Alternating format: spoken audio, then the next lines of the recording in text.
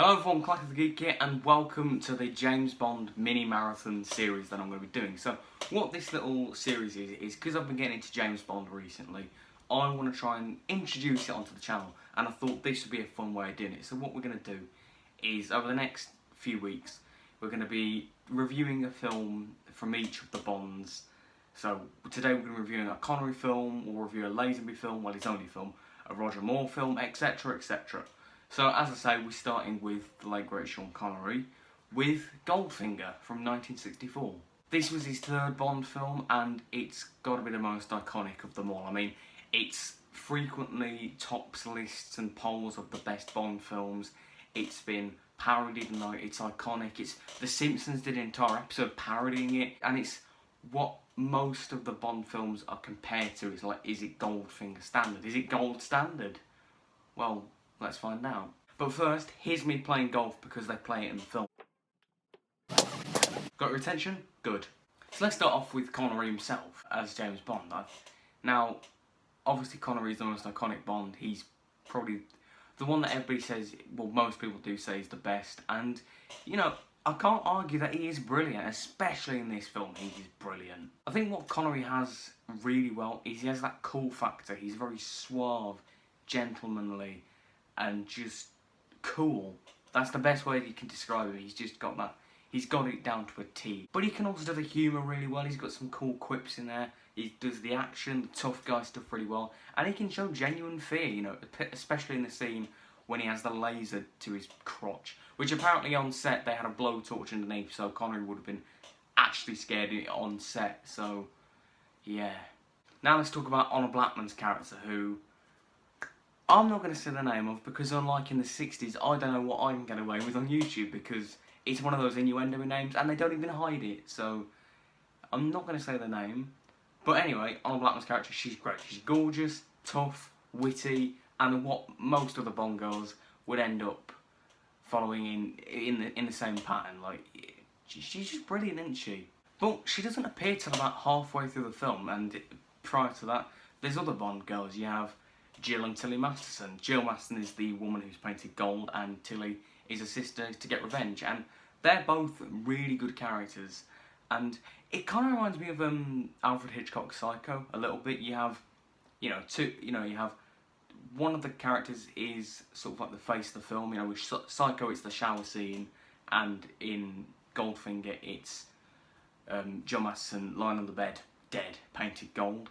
And then later on in the film, their sisters trying to find out what happened. That's just something I noticed, and it does have. And overall, I think the film, most of the first half, has that sort of Hitchcockian thriller vibe about it. Now let's move on to the villains. We've got Auric Goldfinger, played by Gert Frobe, who is a serious contender for the best Bond villain. He's fantastic. He can be funny, he can be charming, he can be pretty humorous. He can make your skin crawl in certain scenes. He's got some cracking lines. No, Mr. Bond, I expect you to die. That accent's borderline offensive, and I'm sorry.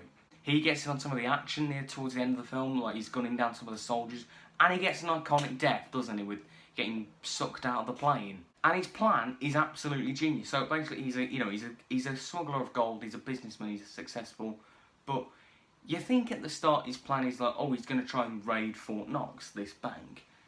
What his plan actually is to irradiate the gold in the bank to make it useless for decades, and then raising the value of his gold. But that is such a clever plan, and it's such a cool twist on like the classic heist sort of trope. It's brilliant. And all of the stuff with I said about Goldfinger can pretty much be applied to Oddjob, the henchman played by Howard Takata. He's brilliant. He's more the physical match for Bond, you know, but he's iconic as well. His tall stature, the way he throws the hat, you know, and kills people with the hat.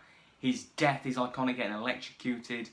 He's intimidating, and yeah, pretty much what I said about Goldfinger can mostly be applied to Oddjob too. Now going back to what I said about like the tone of the film being quite Hitchcockian, sort of a thriller.